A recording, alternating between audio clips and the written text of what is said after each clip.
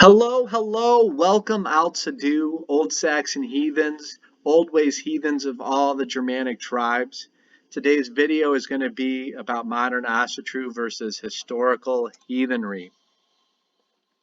In June 2017, I published a book called Modern Asatru versus Historical Heathenry. In that book, I compared the published websites on June 2nd of the AA, the AFA, TAC, and the Troth with passages in the Eddas and the Sagas and historical sources. And I showed the differences between modern Asatru and historical heathenry. And if I were to summarize these differences, I would summarize them with the holy days are different. The holy days in general, in terms of when, why, and how. The Wiccan wheel is used in Asatru, and the Christian dating of things is used in Asatru, whereas historical heathenry did the historical holy days and only the historical holy days on historical times. The rituals are very different. There's a Wiccan Sabbat style of symbol, for example, which I'll get into. The when, why, and how of the rituals are different from historical heathenry and modern Asatru. There's a big mixing and mashing of foreign elements in a modern Asatru instead of studying solid research and historical understandings of these holy days in their cultural worldview, which leads me to view 4. The main difference outside of these three things is, Reconstructionist heathens and Old Ways heathens today try to get a historical heathen worldview, the heathen worldview of their heathen ancestors, and does not hold a modern worldview.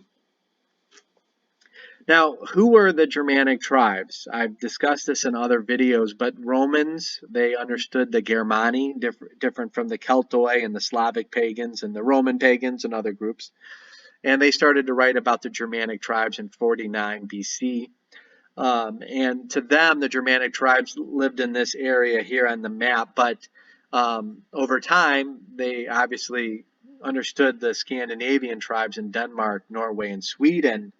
These people all had the words Aesir and all venerated the Aesir in their languages, and they spoke Germanic languages. Their word order was nominative, genitive, dative, and accusative forms, and not your subject-predicate form of modern English sentences. So the Germanic tribes, they all spoke Germanic languages, and they all venerated the Aesir, and they were in Scandinavia and Roman Germania. The rest of Europe did not know the Aesir. The Old Saxons, I like to say that there are 5 main groups: the Frisians, the Saxons in Old Saxony, and the 3 Scandinavian tribes, the Danes, Swedes, and the Norwegians. Those are the big 5, and how I like to say it. But there were other Germanic tribes like the Alemanni, the Chatti. There were others, the English, the Old English. There were other tribes that were Germanic as well, but the most famous are those. Now, I'm going to read the first 2 paragraphs of the Aldsidu mission statement because it summarizes some things nicely. In view of the fact that many modern pagan religions claim to be revivals of ancient Germanic religions and assert that their own practices are historically accurate or representative of ancient practices, while ignoring the historical record regarding such practices, historical Old Saxon heathens, Aldsidu, adopted this mission statement. The statement is solely intended to help distinguish historical Aldsidu or Old Saxon heathenry from those modern pagan religions such as Asatru or Wicca that claim to be old in historical ways that are clearly not. Asatru and Wicca are fine traditions, and they're excellent traditions. However, they do not use the historically attested practices of Germanic heathen religions and deviate substantially from them in both practice and belief. While we do not mean to insult or discount the validity of Asatru or Wicca, which means we think they're both valid, we absolutely deny any claims of these groups as accurately reflecting historical heathen Germanic beliefs and practices through the surviving historical sources. Now, as a Reconstructionist, I do believe that we have a principle of learning and accepting the ancestors as they really were, and not to romanticize them into what modern sensibilities say humans should be, or modern sensibilities. In fact, I assert that the more one learns about the ancient mind and worldview, the more one begins to understand the cultural context of the holy days and why those ancient cultures believed them necessary. In other words, I don't understand people who raise a horn and say, "Hail to the ancestors," when they disagree with the vast majority of what these ancestors believed and practiced in their daily lives. How is this returning to our roots? Isn't that what New Age does? So I could give many examples on how different the heathen worldview was from our modern, westernized, post-Christian worldview. But we should understand the worldview of our ancestors, understand what they actually believed and what they practiced, and that is returning to our roots. Just toasting them in symbol, but being ignorant on what they did, with doing no research and no homework, makes little sense. Now, I'm going to try to explain the historical heathen holy days in 2 to 3 minutes or less. I've already done this with the in my other video on the holy days. The lunisolar calendar of the historical heathens was a 19-year cycle where the word moon and the word month are related words. A month was a cycle of the moon, and the Germanic holy days were dated via lunar movements, whereas modern Asatru is 100% solar and ignores the moon. Now, I do say lunisolar, which means the Germanic heathens did know when the solstice was, and that's why they had, in a 19-year cycle, you have 12 out of the 19 moons have 12 moons, and 7 of the 19 years have 13 moons. So 12 out of 19 years, 12 moons, 7 out of 19 years, 13 moons. So they were lunar solar. They understood when the winter solstice was, and they determined over the next year if they'd have to add a 13th moon to keep Yule dated appropriately. Historical heathenry had 5 holy days with 3 major bloats.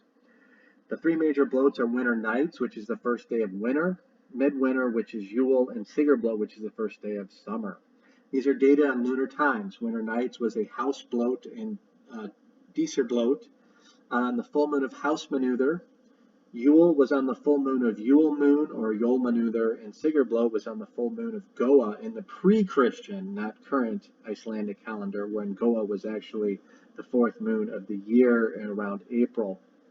There are 2 other holy days, the Disting of the Swedes, which was at the same time that the Saxons did their all thing at Marklo, and Alpha Blot of the Swedes, and Blod Manod to the Old English, and Blood Manuth to the Old Saxons.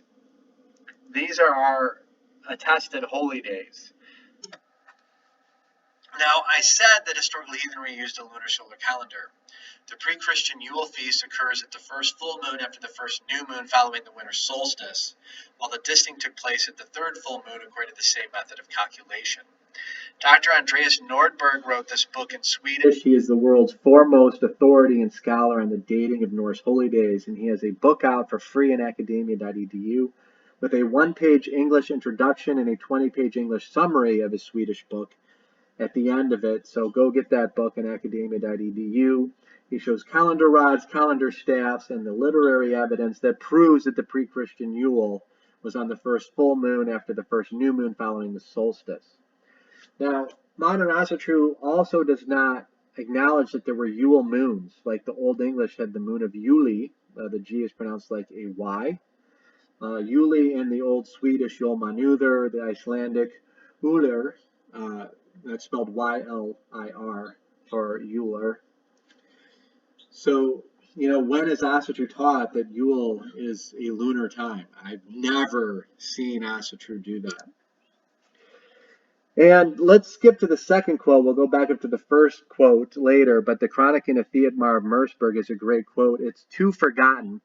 The Vikings TV show uses the Uppsala quote of every 9-year sacrifice for the Swedes, but that was in 1073 AD. This quote is around 1000 AD. The Chronicle of Theodmar of Merseburg said, "As I've heard odd stories concerning their ancient midwinter sacrifices, or bloats, I will not allow the Siddu to be ignored. The middle of that kingdom is called Lera, and in the region of Sealand, all the people gathered every 9 years in January. That's when their midwinter was. That is after we have celebrated the birth of our Lord, and there they offered to their gods sacrifices. Basically, Christmas used to be on the solstice. The Julian calendar was the calendar of the Roman world until 1582 AD when it switched to the Gregorian calendar. The solstice on the Julian calendar was December 25th, which is why Christmas is on December 25th. Christmas has been dated December 25th since 336 AD. It has not changed dates at all since then. Even when the solstice got moved by the Gregorian calendar to the 21st, Christmas remained on the solstice on the Julian calendar. So to celebrate Christmas on the solstice, it's actually Christian. And that is why Scandinavia calls Christmas Yule today. I'm not listing it here, but go read the saga of Hakon the Good, chapter 15. It is a true story of the first king of all Norway's son. When he became king, he was a Christian. And he brought Christianity to Norway, and he forced it. And he moved Yule from the full moon of Yule Manuther, that is on the night of Hokanot, to be on the same night that the Christians did Christ Mass, which was the solstice. So today, modern Asatru follows Håkon the Good and the Christianization of Yule, and it doesn't follow the historical teachings of Yule, doing it on the full moon in January, which is amazing and disappointing to me, I must say. And Ynglinga Saga chapter 8, the first quote on the slide, it lists the three great bloats of the year. It basically states Odin established the same custom in his land that had been in force in Asaland. On winter day, there's a Disa bloat, or a bloat, for a good year, and in the middle of winter, Yule, for a good crop. And the third bloat should be on the first day of summer, or summer day, a bloat for a victory in battle. Now, these are the three main bloats of the year. The first day of winter, which is a bloat for a good year. The Yule is midwinter, it's a bloat for a good crop. And the third bloat is on the first day of summer, it's a bloat for victory, because on the first day of summer, you're going to do a bloat for victory in your crop planting, for victory in your raiding, and for victory in your trading. That is why that bloat is called Sigur bloat. Notice it's not called Oster or Ostara. So now that we've discussed the historical holy days, let's compare it to the modern Asatru organizations. And in my opinion, the big four Asatru orgs are the AA, the Asatru Alliance, the AFA, the Asatru Folk Assembly, TAC, the Asatru Community Incorporated, and the Troth. So looking at the Asatru Alliance website, and you see I've listed the website there, they have 4 holy days: the High Feast of Ostara, Mid-Year, Winter Finding, and Yule. And if you were to go down, I can't show this whole page because it's very long, but they have moon names on them that do not match any of the 3 historical heathen calendars that survived. The Iceland Althing recorded the historical heathen moon names in the 10th century that this site ignores. Bede's De Temporum Rationae was recorded 500 years before Snorri wrote. Those moon names are totally ignored in the Vita Caroli Magni, which it was recorded circa 830, which lists 12 heathen moon names. Those are ignored. Oster versus Ostara. Oster is how it's spelled historically. We only have 2 historical attestations of Oster. Oster is a matronate cult goddess that started in Roman Rhineland and went up into southern Britain with the Romans, and it went to the Romano Britons. I have a whole video on this, and we have 2 large books written by scholars who are very learned on these, especially Dr. Philip Shaw. Oster was confined only to that area. And you can't argue Oster or Ostara is not in the Eddas and not in the sagas. It is absolutely, she's absolutely not a Scandinavian goddess. She is really confined to southern England and the Roman Rhineland. So nonetheless, they date Ostara, Mid-Year, Winter Finding, and Yule on solstices and equinoxes. The Asatru Folk Assembly, their website has changed over time. I'm going to show you screenshots from their website in 2017 and their website today. But on June 2nd, I went to their website, and they showed pictures of their recent Ostara and Walpurgis night. They celebrated Ostara and the equinox. And we know that Oster, for the peoples who celebrated Oster, was done on a full moon. We have this in historical writing. Um, I'm more concerned about their celebration of Walpurgis Night because it's a holy day. I say that's not Germanic in origin, but what I mean is it's not Germanic heathen in origin. It's named after a saint who persecuted heathenry in the Germanic lands. She preached the destruction of the Saxon Irminsul, Saxon heathenry, and the sacred groves of the Chatti, the Alemanni, and the Saxons. And her brother, Walpurgis's brother, is Boniface, who was the one that actually chopped down Donar's oak or Thor's oak of the Chatti. So, by the fact that any Asatru group celebrates a Walpurgis night and uses that title instead of at least changing the title, it's kind of like Jews having a Hitler Day and having no idea what Hitler did. Um, People that celebrate Walpurgis Night have no idea that that day became a holy day on May 1st, 1871, when her bones were dug up and transferred to a church location, and a church was built on it where she was revered as a saint. So her bones were transferred that day. That is the origins of Walpurgis Night. I have a blog article on it. I will give reference to that at the end of this video. The facts are plain and simple on that. I'm also very frustrated with the Asatru Folk Assembly because of their old website. Here's an archived version of it. They want to preserve the ethnic European folk as white people. So, and they say, let us be clear, by ethnic European folk, we mean white people. This is a screenshot of their former website, and I find this to be quite racist and not historically accurate because if you're going to be historically folkish, then you're going to say all white people did not venerate the Aesir because Roman paganism did not, Greek paganism did not, Basque paganism did not, Slavic paganism did not, Celtic paganism did not know and venerate the Aesir. There are more European religions that of non-Germanic peoples that did not venerate the Aesir that I did not mention there. So to me, if you're going to be folkish, at least be historical. If they're going to be historical, they should say people of Germanic descent who have some blood from Germanic ancestors. That to me would make sense, whereas claiming it's a European religion and all white people should do it comes across as one, ignorant, and two, racist. Continuing on their old website, they have a picture of their Ostara, which is the name of a Wiccan Sabbat and not a historical Scandinavian or Germanic heathen holy day. And naturally, they have pictures of them with a maypole, which is not Germanic in origin. Yes, Germanic peoples did have Irminsul, for example, and other god poles. But the origin of the maypole, there are articles from scholars that date it back to the 13th century as its origins, post-heathenry. And I would suggest going to those university scholars that write articles that discuss that. The Asatru Folk Assembly has not. And of course, the name Walpurgis, again, naming holy days after a Christian saint who persecuted heathenry, is just beyond disgusting. They had Wiccanized witch days like Hexanacht that are clearly not heathen words, but pagan words of another tradition, and they don't understand that midsummer was not a bloat. There's only one mention of a midsummer bloat in all of our 700 plus historical sources and sagas and poems, etc. It was a bloat done because they were trying to give the finger to the Christians around them, trying to force them to go to mass and into the church. The reason why midsummer wasn't a holy day is because they were too busy raiding, trading, and more importantly, the vast majority of them are farming.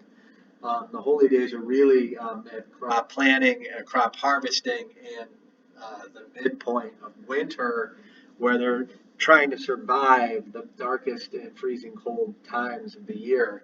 And the coldest point is not during the solstice, it's after the solstice. So what's the Wiccan Wheel of the Year? Why has Asatru adopted it? In the 1960s, an American witch and poet named Aidan Kelly went looking for Sabbat names more interesting than spring equinox, summer solstice, winter solstice, and autumn equinox. He ended up adopting Ostara for the vernal equinox, Yule for the winter solstice, and Mabon, which is a reference to a character from Welsh mythology. I'm not going to try to pronounce that Gaelic that I have listed there, for the autumnal equinox. And Wicca itself is a word from Old English, not even Gaelic. It's the Old English word for witch. The Old Saxon word for that was soothsayer, which is where we get our word soothsayer from. And Warseo, Old Saxon, did not have a word for witch. Not like that. They had different words. Um, and I have some information here on Aidan Kelly if you want to read about his founding of the Orthodox Order of Wicca, the New Reformed Orthodox Order of the Golden Dawn, and all of his work in the 1960s through the 1990s, some of which is controversial, but again, Wicca is a fine tradition. I probably shouldn't comment on it outside of the fact that it's a different tradition than historical Germanic heathenry. Let's review again before I continue to the Troth and Tax websites. The three major bloats are Winter Nights, which is on the full moon of Haust Manuther, Midwinter, which is on the full moon of Yule Manuther, and Sigurd bloat, which is on the full moon of Go Manuther. We have two other holy days, Disting of the Swedes and Marklo the Althing in Saxony, which is on the full moon of Distingstungel. And we have Alpha bloat in Sweden, and for the Old English, it's Blodmanod. And for the Old Saxons, which we do have an Old Saxon source for it, the Essenecrology, which was in the Old Saxon language, for Bloodmanod, which were rituals for an entire moon. So let's go to the Troth. I list their website here, but I'm also going to quote their handbook in its second edition, published in 2006, which lists 8 festivals: Yule, Thorabloat, Disting, Ostara / Sigurblot, Walpurgis Night, which is another name for Walpurgis Night, Midsummer, Loath Fest, which is another name for Lammas or Loath Mass, and Winter Nights. Now, I am glad that they got Yule, Disting, and Winter Nights correct, and they're the one organization in the Asatru umbrella that does mention Sigurblot. I have never seen any other Asatru organization know what Sigurblot is. In my humble opinion, the Troth is a step up from the other 3 major Asatru groups in terms of education. They seem to be more knowledgeable. In my humble opinion, I still think that they are not historical heathens, though I think that they are neo-pagan. They believe Yule is a solstice. Thorabloat was actually invented in 1873 by learned students in Copenhagen, realizing that in 1873 Yule was occurring in the beginning of February. Yule can occur anytime between January 4th and February the 2nd, and that year it occurred in early February. And Thora is not named after Thor, it's named after Thori and a sacrifice he did in one of the sagas. He did a sacrifice or a bloat on midwinter for his father. So they named it Thorabloat after Thori, who did a Yule sacrifice, and they understood that Yule was actually at that time. Modern Asatru has borrowed this and substituted for Groundhog's Day, midpoint between the winter solstice and the equinox, which misunderstand clearly what happened in 1873.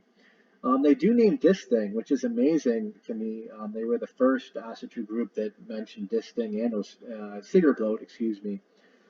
They still do use the word Ostar, and they don't understand that it's a misspelling of the historical Oster, and they seem, I mean, you would think that they would know it's not in the Eddas and Sagas by now, but they don't say that. And I've already mentioned that loaf mass. I think I mentioned, if I didn't, Lammas means loaf mass, like Christmas means Christ mass. Lammas means loaf mass. So why bring in Christian holy days? They're guessing that these have heathen origins, but they clearly don't. If you read the heathen literature, there's 3 major bloats a year, and the other 2 holy times. This thing is a thing, an all thing, and alpha bloat, and the sacrifices in Gormanuther for Alpha Bloat, which is like a blood moon, are family bloats. We even have a Swedish saga that says it's only for family and foreigners were not allowed. That's a better example than the AFA for folkish views.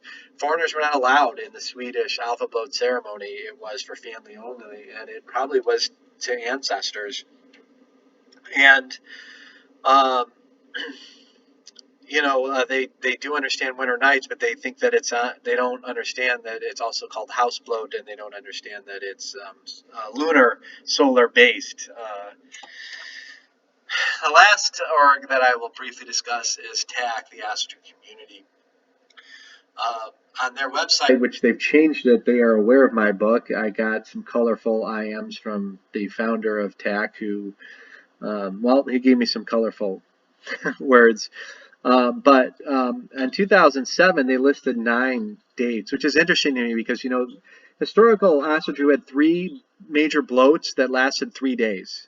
Yule was 3 dates, according to Hakan the Good, not 12. And, we have 3 bloats 2 days long. That was the historical heathen mindset, because 9 was a very holy number to them. But they are a little different, though they kind of confuse winter finding and winter nights. This is how they get their 9. But they list Ostara, Thora bloat, Charming of the Plow, Walpurgis, and May Day. So yet again, we have every Asatru organization doesn't seem to know who Saint Walpurga was. Midsummer and Freyfaxi. Now, Freyfaxi is a name of the horse in Raffenkel saga. And it's a neo-pagan name for Lammas or Loaf Mass, which once again is a Gaelic holiday that is also, if it does have heathen origins, it's really pagan origins from Gaelic paganism and not Germanic heathenry. It's not one of the 3 major bloats a year. It's not alpha bloat or distinct. Winter finding, which is to me a very Wiccan statement. And winter nights, and then Yule. And Tax Link says Yule was 12 days. But remember, in the Saga of Håkon the Good, when they moved Yule to the solstice, the saga states that before it was moved to the solstice, Yule was 3 days. And it actually says it was 3 nights. So Yule seems to be celebrated most at night. The 12 days of the Christ Mass is really the difference between December 25th and January 6th, the Roman Catholic or Western Church's Christ Mass and the Greek Orthodox Eastern Church's Christ Mass. That's really what the 12 days of Christmas is about. It has nothing to do with Germanic heathenry. And again, Christmas was dated on December 25th back in 336 AD, long before the Romans had that sort of contact with Danes and Swedes, for example. The Asatru community has a different calendar today. It's slightly different. Yule, you can see they have 12 days from December 20th to January 1st. Their website also shows Disting, and they think that Disting and Dísabloat. Disting is a thing to the DCer. Dísabloat is another name in Iceland for winter nights, which I'll get to shortly. Ostara, they don't seem to understand that that's a Wiccan Sabbat name, and they also don't seem to understand that Ostara is not a goddess mentioned in the Norse pantheon or the Norse host of gods. They again call May Eve May Day Walpurgis night, having no idea who Walpurgis is, and that she actually was one of the most famous persecutors of heathenry ever, which is why she was a saint, by the way. They don't seem to understand that Midsummer wasn't a bloat. They get Freyfaxi, now they just call it Frey's bloat, which is interesting. They call Fall Fest house bloat, but I'm about to prove shortly in the next side that Winter Nights is called house bloat in the sagas. So they separate house bloat and Winter Nights. Again, they're confusing winter finding with winter nights.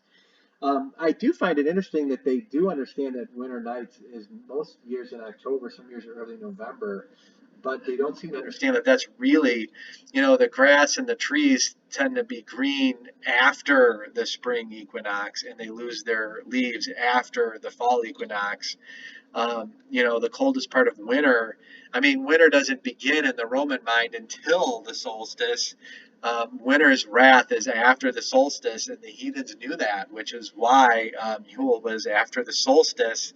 Apparently, the heathens paid better attention to the weather than some of these groups do today. But I said that Winter Nights is called Veternatum, and it's on winter full moon. The bottom quote we have from Bede, who wrote 500 years before Snorri. He said, "Thus the moon by which they began their winter season was called Winter Philith, a name compounded for the terms for winter and full moon, because from the full moon of that moon, winter was thought to begin." It's very clear when you study the historical sources that they used a lunar solar calendar where the solstice was used to determine if they'd add a 13th moon. Even Tacitus in Germania states in 117 AD that the Germanic peoples had lunar holy days and reckoned their days by the moon, that the days began with night first, and that they used a lunar calendar. I'm amazed that a lot of these groups don't seem to know this.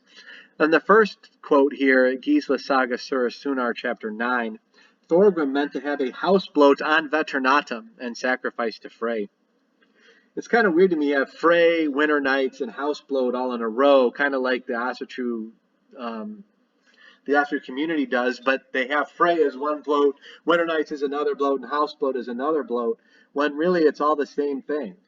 So this is a strong misunderstanding of this passage. And if you're going to have a house bloat, of course you have a house bloat on house manuther, just like you have a Yule bloat on Yule manuther. House bloat means harvest bloat, and house manuther means harvest moon. You do winter nights or house bloat on harvest moon. And in Iceland, we have a passage that clearly states, I don't list it here, but check out my other video on the historical heathen holy days.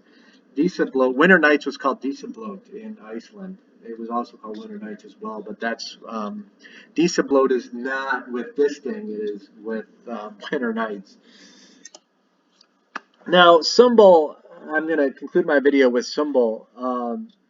Here's the website, but I'm going to quote. The Asatru community, after I published my book, they decided to change their website in reaction to my book, but I kept the quote from their website in June 2017.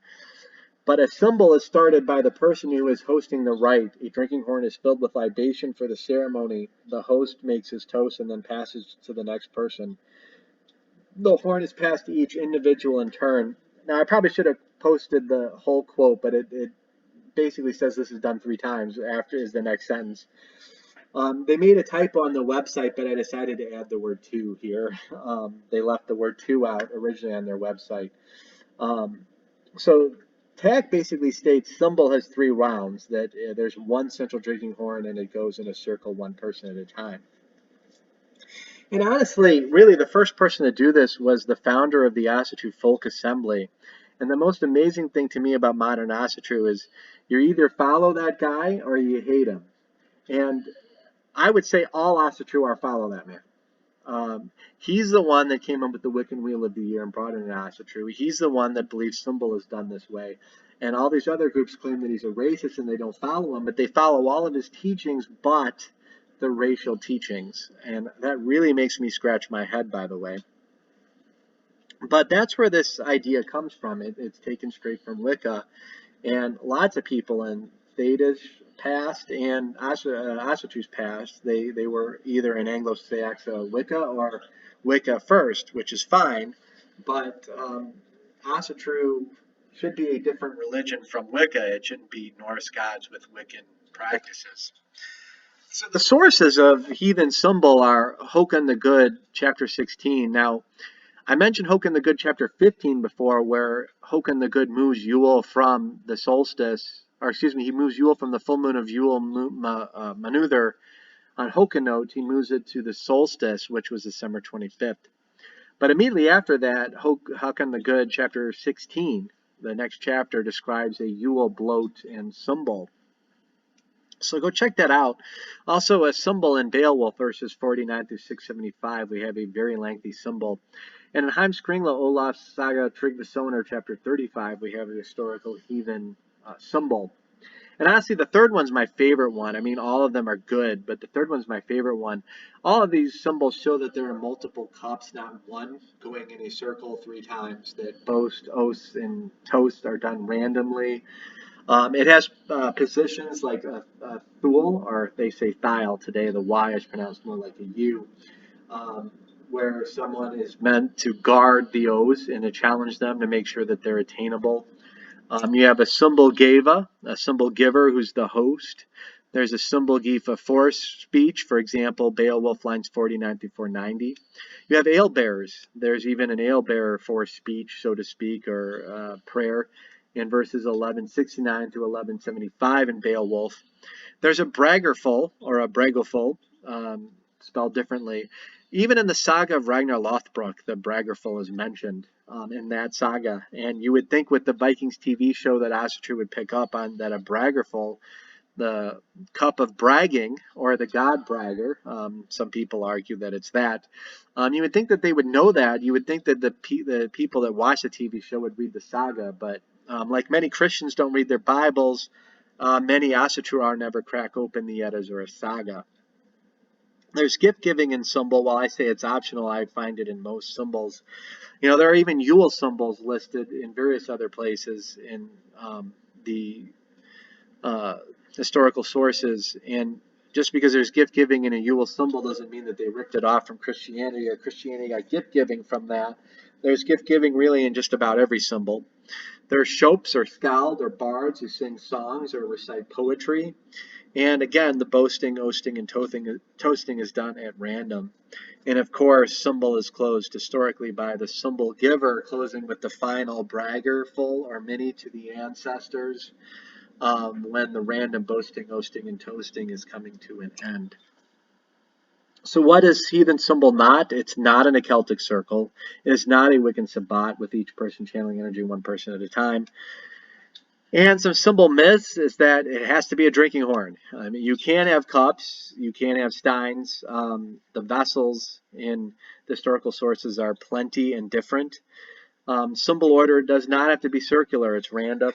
Um, I've already said that the drinking vessels are different. And, in Old English it is mead halls and beer halls, and in Old Saxon there's wine halls.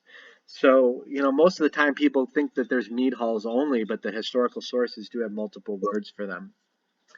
But I can go into other rites, but I wanted to keep this video short, and I'm already at 36 minutes. So hit like and subscribe. Visit our website, aldsidu.com, and if you want to read the blog articles, which I list a lot more historical sources in blog articles. Reading is something our ancestors did do, so I tend to be more detailed in the blog articles. So, I have a blog article on this subject. I have an entire book on this subject where I go into about 10 times the detail that I did on this video to show the differences between modern Asatru and historical heathenry. They are two very different groups, and that's why historical old ways heathens tend to separate themselves from Asatru today, because we're trying to follow historical ways of thinking and not the modern ones. But hey, hit like and subscribe. Come visit my blog. Come get the books on academia.edu for free.